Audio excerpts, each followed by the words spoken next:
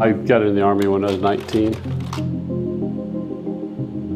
And 1964, and I was in country in 65 and 66, Vietnam, as a helicopter mechanic.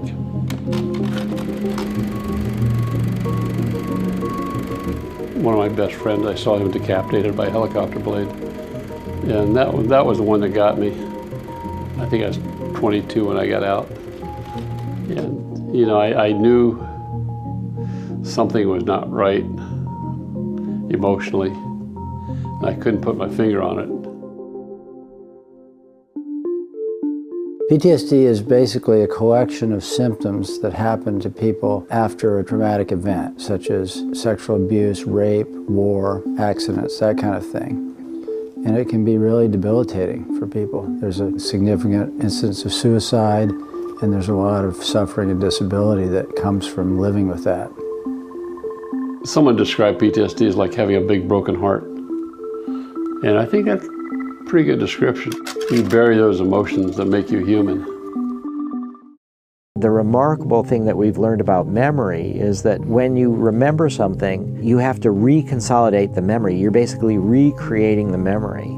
So that if this memory is linked to fear, and under the influence of MDMA, you can bring back the memory, but the fear response is dampened down. Then when you reconsolidate the memory, it doesn't have that fear to it, and you've been able to put it in context as then and not now. The first study was inactive placebo compared to MDMA. So some people got inactive placebo with all the same therapy, the same all-day sessions. 25% of the people that got the therapy with placebo were basically free from PTSD at the end, compared to 83% with MDMA.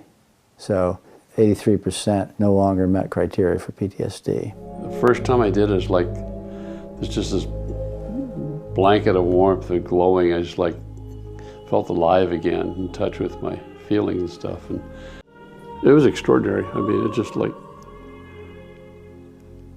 you know, I did in what, 3 sessions I couldn't do in 30, 40 years.